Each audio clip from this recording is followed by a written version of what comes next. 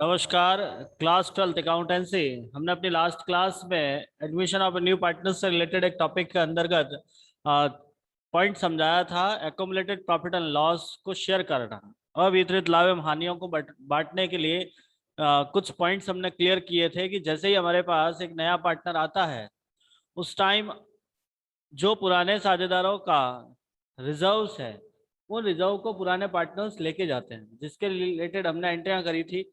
यदि आपकी balance sheet की लायबिलिटी साइड में जनरल रिजर्व दे रखा है, प्रॉफिट एंड लॉस अकाउंट दिया है, कैपिटल रिजर्व है, रिजर्व फंड है, या कोई सा भी रिजर्व है, इनके अलावा भी कोई सा भी रिजर्व है, तो उसे हम पार्टनर्स कैपिटल में शेयर करते हैं।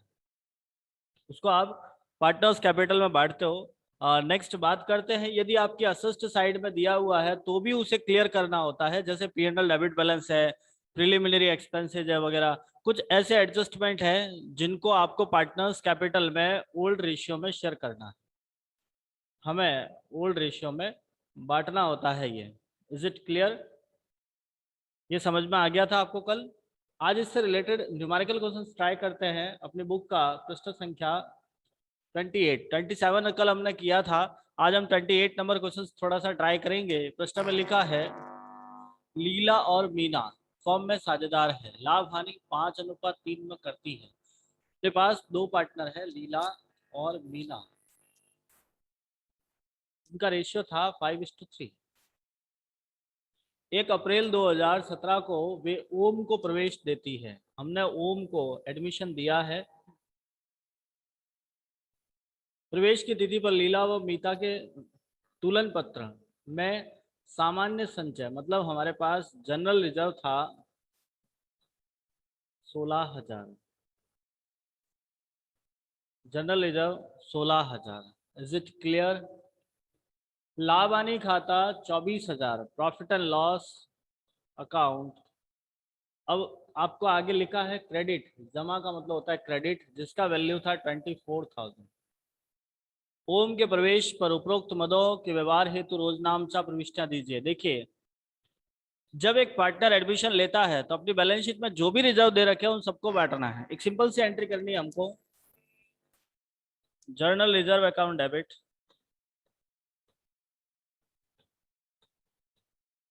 Profit and loss account debit to A's capital, Leela's capital to Meena's capital.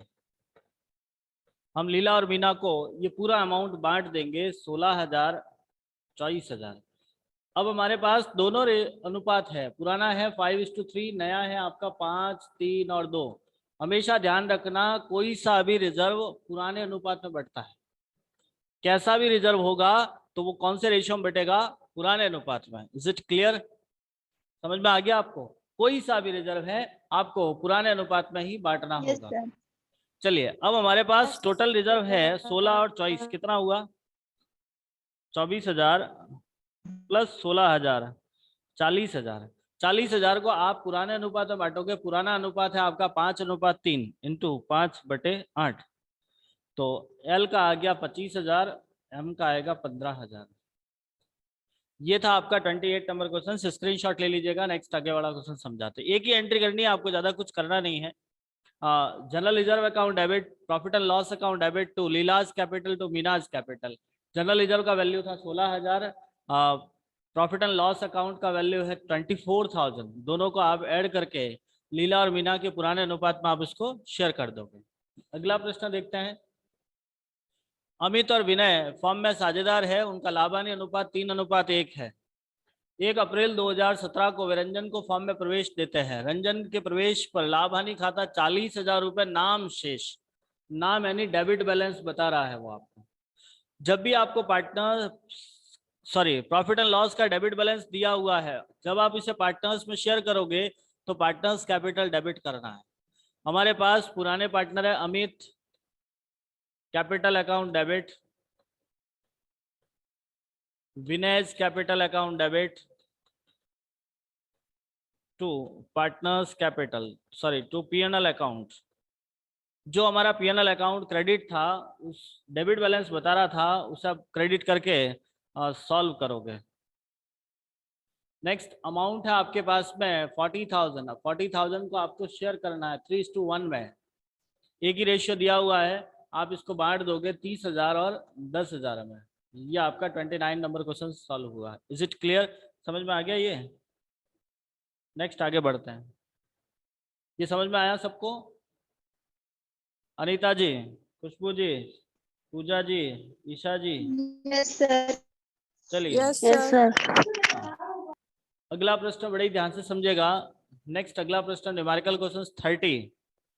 ए और बी 3/4 1/4 में लाभ विभाजन करते हैं। दो पार्टनर है ए और बी जिनका रेशियो दिया हुआ आपको 3:4। नेक्स्ट है हमारे पास बैलेंस शीट दी हुई है। नीचे लिखा 1 अप्रैल 2017 को निम्न शर्तों पर स को प्रवेश दिया। हमने सी को एडमिशन दिया है। हम सी को एडमिशन दे रहे हैं। सी पूंजी के रूप में 10,000 रुपए देगा। सी की कैपिटल है हमारे पास 10,000। सी ख्याति के 5,000 रुपए देगा जिसकी आधी राशि ए व बी आहरित करेंगे। मतलब वो गुडविल का 5,000 रुपए लाएगा जिसका 50% ए और बी निकाल लेंगे, कोई आपत्ति नहीं। स्टॉक और फिक्चर्स के मूल्य में 10% की दर से कमी होगी, ये रिवैल्यूएशन का पॉइंट है। भूमि और भवन के 20% की वृद्धि होगी, रिवैल्यूएशन है। फर्म के विरुद्ध क्षतिपूर्ति का दावा है। देखिए कल हमने एक कॉन्सेप्ट क्लियर किया था वर्कमैन कंपेंसेशन से रिलेटेड, ये वाला आपको याद होगा। कल हमने ये बताया भी था वर्कमैन कंपेंसेशन किससे रिलेटेड। तो इस सवाल में आपको वर्कमैन कंपेंसेशन दिया हुआ है। अभी हम समझते हैं इस प्रश्न को हल करके आखिर हमको करना क्या है वो पहले देख लेते हैं। प्रश्न में आपको लिखा है कि उपरोक्त सूचनाओं के आधार पर फर्म की पुस्तक में रोज नामचा का मतलब होता है जर्नल प्रविष्टि और नया तुलन पत्र मतलब बैलेंस शीट तैयार करनी है। चलिए स्टार्ट करते हैं। सबसे पहले इससे रिलेटेड जर्नल एंट्री करेंगे। तो हम यहाँ पे लिखते हैं 30 नंबर क्वेश्चन से जर्नल एंट्रीज देखते हैं। जर्नल एंट्रीज की बात करते हैं तो फर्स्ट एंट्री सबसे पहले आपका नया पार्टनर। देखो एक एक एडजस्टमेंट को देखते हुए एंट्री करेंगे। नया पार्टनर कैपिटल लेके आ रहा है, हम एंट्री करेंगे cash account debit, cash account debit to नया पार्टनर कौन है? C, to C is capital. 10,000 capital का लेकर आया है, ठीक। अब हमारा सेकेंड एडजस्टमेंट होता है गुडविल। पहला कैपिटल, दूसरा गुडविल। गुडविल की एंट्री करने से पहले हमने आपको एक चीज समझाई थी, आपको याद होगा। सबसे पहले हम क्या करते हैं, सबसे पहले हमें बैलेंस शीट में चेक करना है कि आपके पास पुराना गुडविल है या नहीं है। सबसे पहले आप अपना बैलेंस शीट चेक कीजिए, क्या आपके पास पुराना गुडविल दिया हुआ है या नहीं है। क्या बैलेंस शीट में गुडविल है या नहीं है? बेटा देख के मुझे फटाफट बताइए, बैलेंस शीट में गुडविल है या नहीं है।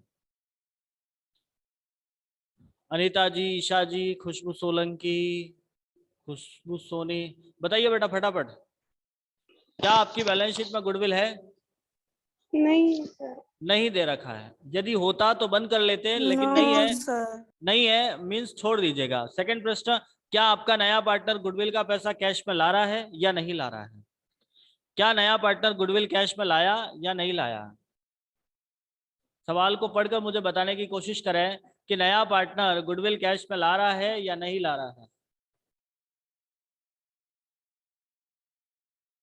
बोलो बेटा फटाफट बोलिए, गुडविल कैश में आ रही है नहीं आ रही है? खुशबू सोनी जी, पूजा जी, बिल्कुल क्लियर लाइन लिखी है। सी ख्याति के 5,000 रुपए देगा, इसका मतलब होता है कैश में लेकर आ रहा है। बेटा जब तक रिप्लाई नहीं करोगे तब तक समझ में कम आएगा। आपको लिखा हुआ है सी ख्याति के 5,000 रुपए देगा, तो सी 5,000 रुपए देगा मतलब कैश में आ रही है। और जब भी ये कैश में आती है हम एंट्री करते हैं cash account debit to goodwill, cash account debit to goodwill. तो हमारी एंट्री हो जाएगी cash account debit to C's capital to goodwill. 15,000 से मैंने इन दोनों को साथ कर लिया। अब जब गुडविल कैश में आई है तो आपको अपने पार्टनर्स में शेयर करना होता है। एंट्री करेंगे हम goodwill account debit to sacrificing partners capital. अब सैक्रिफाइसिंग के लिए आप देखोगे आपके यहाँ पे एकमात्र अनुपात दिया हुआ है 3/4 1/4, मतलब आपका रेशियो है 3:1। इसके अलावा रेशियो से रिलेटेड कोई पॉइंट ही नहीं दे रखा है, मतलब यही आपका रेशियो होगा A's capital to B's capital, और 5000 को आप इस रेशियो में बांटोगे, 5000 को 3:1 में बांटना है, कितना आता है? पहले का आएगा आपका 3750, दूसरे का आएगा 1250 रुपए। तो ये हमारा गुडविल का एडजस्टमेंट हो गया। अब हम आगे बढ़ेंगे और रिवैल्यूएशन समझेंगे। गुडविल समझ में आ गई सबको? उससे पहले एक लाइन और लिखा हुआ है, जिसकी आधी राशि ए व बी आहरित करेंगे, मतलब वो निकाल रहे हैं। जब भी पुराने साझेदार गुडविल का पैसा निकालते हैं, एंट्री करते हैं old partners capital account debit, मतलब A's capital account debit, B's capital account debit to cash, पैसा निकाल रहे हैं टू कैश। अब इसका आधा आधा निकाला है, 50% निकाला है, तो बी का तो आ गया 1225, 1250 का आधा होता है 625, और इसका होता है, इसका आधा कर लीजिएगा 1875 रुपए। दोनों का टोटल आ गया 2500 रुपए। Is it clear? समझ में आ गया? ये एंट्रियां, तीनों एंट्री समझ में आ गई? बेटा रिप्लाई फास्ट दीजिए ताकि मुझे आगे पढ़ाने का पता चले। सर ये 1875 कहाँ से आए? कौन सा? 1875। 1875 आया, इसका आधा किया है, 3750 का आधा और 1250 का आधा। ये लाइन लिखी ना आपको, जिसकी आधी राशि ए व बी आहरित करेंगे। आधी राशि मतलब 5000 का आधा, तो 5000 को जब हमने बांटा था तो इसके हिस्से में आया था 3750, इसके हिस्से में आया था 1250। अब तो इनका आधा कर लिया, आधा कर लिया मतलब 3750 का आधा हो गया 1875, और 1250 का आधा हो गया 625। आया समझ में? Yes sir. चलिए नेक्स्ट आगे बढ़ते हैं।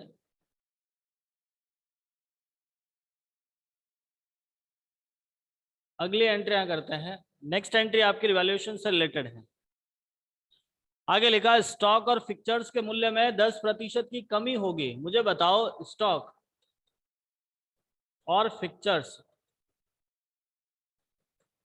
आपके लिए क्या होते हैं? असेस्ट होते हैं, लायबिलिटीज होती हैं। फिक्चर्स यानी फर्नीचर, आपके बैलेंस शीट में दिया हुआ है। असेस्ट होती है, लायबिलिटीज होती है। असिस्ट होती है। Very nice. और असेस्ट कम हो रही है, बढ़ रही है? 10% की दर से कमी हुई, 10% की दर से कम हुई, मतलब स्टॉक कम हो रहा है। कम हो रहा है मतलब आपको प्रॉफिट होगा, लॉस होगा? हैं? लॉस। ये बेटा प्रॉफिट कैसे होगा रे? स्टॉक कम होता है तो प्रॉफिट थोड़ी ना, लॉस होता है। लॉस होगा, और लॉस होगा मतलब आपको रिवैल्यूएशन अकाउंट डेबिट करना है। हम एंट्री करेंगे revaluation account debit to stock to fixtures. अब इसमें अमाउंट कितना होगा? तो स्टॉक का 10% और फिक्चर्स का 10%। स्टॉक इज 20,000, 20,000 का 10% कितना होता है? 2000, और फिक्चर से 1000, 1000 का 20% हो गया आपका, 10% हो गया 100 रुपए। तो हम यहाँ पे स्टॉक में तो लिख दिया 2000, फिक्चर्स में लिख दिया 100 रुपए। और आगे बढ़ते हैं। आगे लिखा विविध देनदार और प्राप्य विपत्र पर 5% की दर से संदिग्ध ऋणों से प्रावधान बनाया जाए। मतलब हमारा प्रोविजन तैयार करना है, provision for bad and doubtful debts. आपको याद होगा हमने बताया था कि किसी भी प्रकार का प्रोविजन हमारे लिए लायबिलिटीज होता है। कोई सा भी प्रोविजन है मींस वो हमारे लिए लायबिलिटीज है। और हम देख पा रहे हैं हमारी बैलेंस शीट में प्रोविजन कहीं नहीं दिया हुआ है, पहले से प्रोविजन कहीं नहीं है। जब पहले से प्रोविजन नहीं दिया हुआ है, अब लाना है, मतलब प्रोविजन बढ़ रहा है, लायबिलिटीज बढ़ रही है। लायबिलिटीज बढ़ती है तब आपका रिवैल्यूएशन अकाउंट डेबिट होगा। हम एंट्री करेंगे revaluation account debit to revaluation account debit to provision for bad and doubtful debts और 2 provision for provision on bills receivable. आपको दोनों दिया हुआ है, बिल्स रिसेवेबल पे भी दिया है और डेटर्स पे भी दिया है। लिखा ना, विविध देनदार और प्राप्य विपत्र दोनों पे 5-5% करना है। हमारे पास बिल्स रिसेवेबल है 3000 का 5% और डेटर से 16,000 का 5%, इसका आता है 150 और इसका आता है 800 रुपये। तो हमारे पास ये वैल्यू और आ गई 800 रुपये और 150। ये दोनों एंट्री, ये एंट्री समझ में आ गई। और हम नेक्स्ट आगे वाला देख लेते हैं। यहां तक समझ में आया? जवाब तो दो रहे हैं। हाँ सर। पक्का? झूठ बोल रहे हो बेटा? सुबह सुबह का टाइम है, झूठ बोलना मत, पहले कह देता हूँ। चलिए अगला पॉइंट है, भूमि और भवन के मूल्य में 20% की वृद्धि हुई। मुझे बताओ लैंड एंड बिल्डिंग क्या होता है? असेस्ट होती है, लायबिलिटीज होती है? असेस्ट होती है। असेस्ट बढ़ रही है, असेस्ट बढ़ रही है। प्रॉफिट होगा, लॉस होगा? प्रॉफिट। Very nice. प्रॉफिट।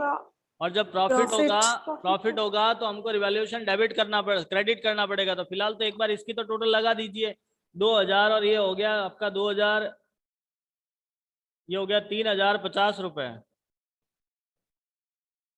3050 रुपये। ठीक है, ये कोई समस्या है? अब हम नेक्स्ट अगली वाली एंट्री करेंगे, land and building account debit to revaluation. Land and building account debit to revaluation. अब लैंड एंड बिल्डिंग हमारे पास में कितना दिया हुआ है? 25,000। 25,000 का 20% कितना होता है? 5,000 है। 25,000 का 20% हो गया 5,000। अब और एडजस्टमेंट देखते हैं। फॉर्म के विरुद्ध, ध्यान से देखिएगा, अब फॉर्म के विरुद्ध क्षतिपूर्ति का दावा है जिसके लिए 1000 रुपए तक के दायित्व का सृजन किया जाएगा। अब सिस्टम हमारा ये है हमारा वर्कमैन कंपेंसेशन। अब वर्कमैन कंपेंसेशन से रिलेटेड यहां से हमने पॉइंट स्टार्ट किया था कल कि यदि आपका वर्कमैन कंपेंसेशन केवल बैलेंस शीट में दिया गया होता है तब हम एंट्री करते थे workman compensation to partners capital. यदि कंपेंसेशन लाइबिलिटीज में दिया हो, सॉरी एडजस्टमेंट में ही दिया हुआ है, तब हम एंट्री करते थे revaluation account debit to liability for workman compensation. इस सवाल में आप देखोगे बैलेंस शीट में आपको वर्कमैन कंपेंसेशन नहीं दिया हुआ, लेकिन नीचे एडजस्टमेंट में दिया हुआ है। जब आपको केवल एडजस्टमेंट में दिया जाता है तब हम क्या एंट्री करते हैं? क्या एंट्री करते हैं? अभी बताया ना मैंने आपको, क्या एंट्री करोगे जब आपको केवल एडजस्टमेंट में दिया गया हो? बोलो। Revaluation account debit to liabilities. Very nice, बहुत बढ़िया। Revaluation account debit to liability for workman compensation. तो नेक्स्ट एंट्री करेंगे हम रिवैल्यूएशन अकाउंट डेबिट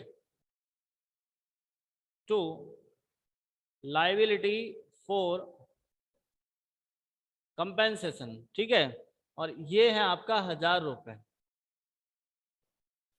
नेक्स्ट आगे वाली लाइन लिखी है, विविध लेनदारों में सम्मिलित 650 रुपए की एक मद जिस पर कोई दावा नहीं है अप्लिकित की जाएगी। अप्लिकित करने का मतलब होता है कम करना, याद रखिएगा। अप्लिकित का मतलब होता है कम करना। तो हमारे पास एक ऐसा डेटर्स है, ऐसा क्रेडिटर्स है जिसको आपको पैसा नहीं देना है, मना कर दिया उसने। तो क्रेडिटर्स असेस्ट होती है, लायबिलिटीज होती है? आपके क्रेडिटर्स असेस्ट होते हैं, लायबिलिटीज होती है?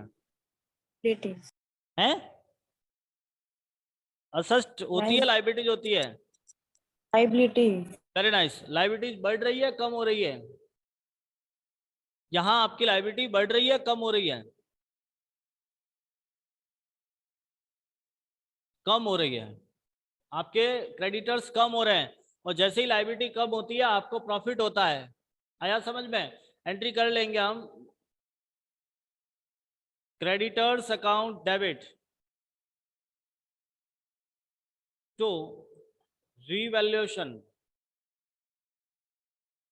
और 650 रुपए से। अब हमारे पास और कोई पॉइंट नहीं दिया हुआ है। सबसे पहले हम रिवैल्यूएशन प्रॉफिट लॉस निकालेंगे। हमें यहाँ पे रिवैल्यूएशन प्रॉफिट लॉस निकालना है। सबसे पहले हम रिवैल्यूएशन की डेबिट साइड जोड़ेंगे और यहाँ मैं लिखता हूँ क्रेडिट साइड। रिवैल्यूएशन के डेबिट में आ रहा है 3050 और रिवैल्यूएशन डेबिट हो रहा है 1000। रिवैल्यूएशन के डेबिट में आ रहा है 1000, ये वाला। क्रेडिट की बात करें तो एक साइड में आ गया 5000 और ये हो गया 650। इसका टोटल आ गया 4050, इसका टोटल आ गया 5650। अब मुझे बताओ कौन सी साइड ज्यादा है, डेबिट या क्रेडिट? आप यहाँ पे देख पा रहे हो डेबिट साइड ज्यादा है, क्रेडिट साइड ज्यादा है? बोलो बेटा, देख के बताना है, बोर्ड पे लिखा हुआ है, बिल्कुल सिंपल सी बात है। नेक्स्ट, आपके पास डेबिट साइड में टोटल आ रही है 4050, क्रेडिट साइड की है 5650। जैसा कि आप देख पा रहे हो क्रेडिट साइड आपकी ज्यादा है। जब क्रेडिट साइड ज्यादा है मींस आपको क्रेडिट में से डेबिट घटाना होगा, और यदि हम क्रेडिट में से डेबिट को घटाते हैं तो हमारे पास पीछे वैल्यू बचती है 1600, जो हमारा प्रॉफिट होगा। 69। प्रॉफिट क्यों होगा? क्योंकि क्रेडिट साइड ज्यादा है। और एक बात याद रखना, कोई सा भी प्रॉफिट पार्टनर्स कैपिटल में के क्रेडिट में बांटा जाता है। यदि आपको कोई प्रॉफिट हो रहा है तो पार्टनर्स कैपिटल के क्रेडिट में बांटना है, और यदि कोई लॉस हो रहा है तो पार्टनर्स कैपिटल के डेबिट में बांटना होता है। तो यहाँ हमें प्रॉफिट हो रहा है, हम पार्टनर्स कैपिटल के डेबिट साइड में, सॉरी पार्टनर्स कैपिटल के क्रेडिट साइड में शेयर करेंगे। नेक्स्ट एंट्री हो गई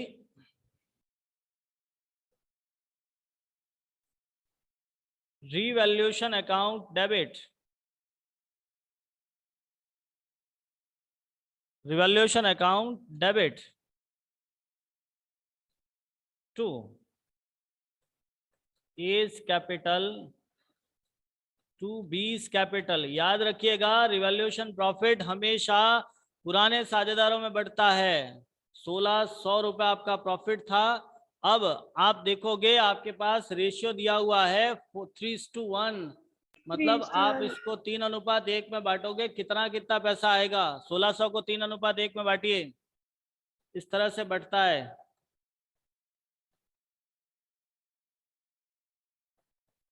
सोलह सौ में 4 का भाग लगाओ, कितनी बार जाएगा?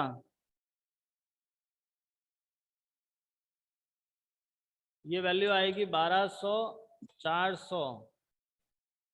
अब आप देखोगे आपकी बैलेंस शीट में, आपकी बैलेंस शीट में एक रिजर्व फंड दिया हुआ है लायबिलिटी साइड में। रिवैल्यूएशन करने के बाद आपको हमेशा अपनी बैलेंस शीट चेक करनी है। बैलेंस शीट में आपको एक रिजर्व फंड दिया हुआ है, और रिजर्व फंड पुराने पार्टनर्स में बढ़ता है, जिसके लिए एंट्री करोगे reserve fund.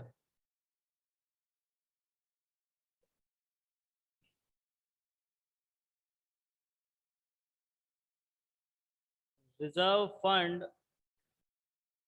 Account debit to A's capital to B's capital. अब आपकी बैलेंस शीट में रिजर्व फंड 4000 दिया हुआ है, जिसको आपको इसी रेशियो में बांटना है। 4000 को आप शेयर करोगे 3000, 1000। ये आपका जनरल एंट्री हो गई। इसका स्क्रीनशॉट लो। नेक्स्ट आपको बैलेंस शीट पूछा है। देखिए सवाल में बैलेंस शीट पूछा है, मतलब आपको पार्टनर्स कैपिटल भी बनाना पड़ेगा। बिना पार्टनर्स कैपिटल के हम ये नहीं कर सकते हैं, तो कोई इशू नहीं, हम तीनों ही का अकाउंट बनाएंगे, पार्टनर्स कैपिटल, बैलेंस शीट और रिवैल्यूएशन अकाउंट। पहले आप इसका एक बार स्क्रीनशॉट ले लीजिएगा, आंसर चेक कर लीजिए। रिवैल्यूएशन प्रॉफिट आपको 1600 रुपये आ रहा है और हमारा आंसर भी 1600 ही है। नेक्स्ट एक बार मैं फिर से इस सवाल को समझा रहा हूँ। एज अकाउंट बनाने के टाइम में यदि आपको एंट्रियां नहीं पूछी है, डायरेक्ट अकाउंट पूछा है, तो कैसे करोगे? पहला अकाउंट बनाना है रिवैल्यूएशन अकाउंट।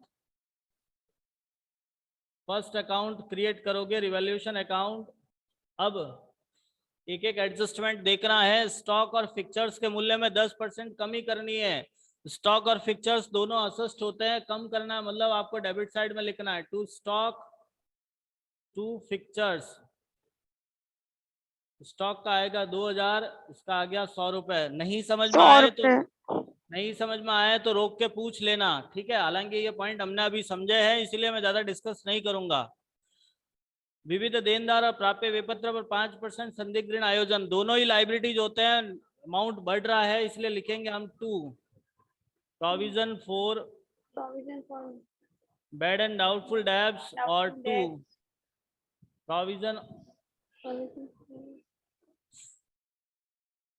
प्रोविजन फॉर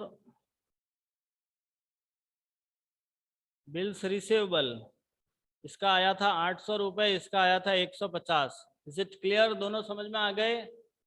850 और ये 800 और ये दोनों, इसका 5% निकाला है। भूमि व भवन 20% बढ़ रहा है तो लिखोगे बाय बिल्डिंग 20% के हिसाब से अमाउंट आ गया 5000। फिर आपका आता है कंपेंसेशन, तो लिखेंगे हम 2 liability for compensation, liability for compensation 1000 रुपए। उसके बाद आपके क्रेडिटर्स कम हो रहे हैं, लिखा ना आपको कि विविध देनदारों पर प्राप्य विपत्र 5%।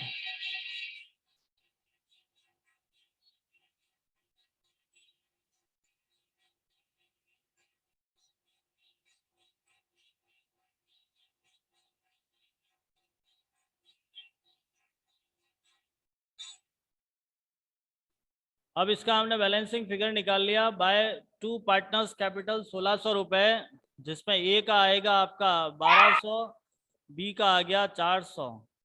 ये आपका रिवॉल्यूशन अकाउंट क्लियर होता है। रिवॉल्यूशन में कोई डाउट? No sir. नेक्स्ट हम बनाएंगे पार्टनर्स कैपिटल। 2 मिनट वेट करना, पार्टनर्स कैपिटल समझा लेता हूँ मैं। पार्टनर्स कैपिटल, ठीक है। अब हम पार्टनर्स कैपिटल में 3 कॉलम होगा हमारा, एबीसी का, ए बी और सी। सबसे पहले पार्टनर्स कैपिटल में लिखना है बाय बैलेंस ब्रॉट डाउन, और ये बैलेंस आपका बैलेंस शीट में आपकी कैपिटल दे रखी है वो होता है। कैपिटल में आपको दिया हुआ 30,000, 16,000, 30,000, 16,000। अब आपका नया पार्टनर कैपिटल लेके आया बाय कैश, सी में लिखोगे 10,000। अब आपके नया पार्टनर गुडविल लेकर आया है तो बाय लिखेंगे बाय गुडविल। हमने एंट्री करी थी अभी, क्योंकि आपके पास पहले से कोई गुडविल अकाउंट नहीं दिया हुआ है, अभी वो कैश में लेके आया है। जब लेकर आता है तो एंट्री करते हैं cash account debit to goodwill और debit to goodwill, goodwill account debit to sacrificing partners capital. 5,000 को आपने बांट दिया। नेक्स्ट आपके यहाँ से आपके पार्टनर्स आधा लेके भी जा रहे हैं, तो लेके जाने की भी एंट्री करी थी हमने, A's capital debit, B's capital debit to cash, और आधा आधा लेके गए हैं, इसका आधा आधा हमने अमाउंट डाल दिया, ठीक है। अब हमारा रिवॉल्यूशन ट्रांसफर करेंगे। रिवॉल्यूशन के डेबिट साइड में आया है 2 पार्टनर्स कैपिटल, तो पार्टनर्स कैपिटल की बाई की साइड में लिखेंगे हम बाय रिवॉल्यूशन 1200 रुपए, 400 रुपए। इसके बाद आपकी बैलेंस शीट में एक रिजर्व फंड दिया हुआ है 4000 है, उसको भी बांटना पड़ेगा, जिसके लिए हम एंट्री करेंगे बाय रिजर्व फंड 3000 और 1000। इसके अलावा और कोई नहीं दिया हुआ है। आप इसका बैलेंसिंग फिगर निकालते हैं, फटाफट इसका बैलेंसिंग फिगर निकालो। डेबिट साइड इसकी टोटल आ रही है 30,000, 30,000 ये आ गया आपका 37, 36, 37 मतलब ये हो गया आपका 37,950 रुपीज़। यही आ रही है? चेक करना बेटा एक बार। जी सर। उसमें से लेस करो वो वाला 1875 रुपये, 1875 रुपये लेस करो, कितना आता है? तो इसका वैल्यू आएगा टू बैलेंस कैरी डाउन 36,075 रुपये, ठीक है। ऐसा का ऐसा इसका देखना है, तो 16,000, 16,000 और ये हो गए 17,000, 18,650 रुपये, 18,650, 18,650 650, तो 18,025 रुपए और इसका 10,000 है ही है। ये आपका बैलेंस शीट ही आ गया। अब हम एक बैलेंस शीट हल्का सा समझा देता हूँ, ज़्यादा समय नहीं लेंगे, छोटा सा बैलेंस शीट है, बैलेंस शीट समझा देते हैं, फटाफट देखिएगा। हम बनाएंगे बैलेंस शीट। देखो बैलेंस शीट के अंदर आपको सबसे पहले लिखना है कैपिटल। हमने लिखा कैपिटल। हमारे पास 3 पार्टनर है ABC। जो अभी आपका बैलेंस शीट आया है वही आपका कैपिटल होगा 36,075। पहले का आ गया 36,075, 18,025 और तीसरे का होगा 10,000। अब हम पुराना बैलेंस शीट चेक करेंगे। सबसे पहले रिजर्व फंड चला गया, आपने बांट दिया, अब वापस नहीं लिखा जाएगा। दूसरा है आपके पास क्रेडिटर्स। क्रेडिटर्स आपको दे रखा है 41,500, हम लिखेंगे यहाँ पे क्रेडिटर्स।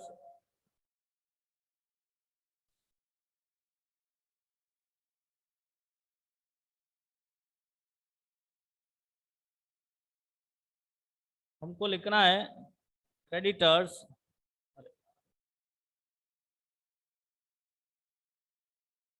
41,500, जिसमें से आपको याद होगा 650 रुपये कम करना है। 650, 41,500 में से 650 कम करना है, पीछे बचा आपका 40,850। 40,850। Very nice.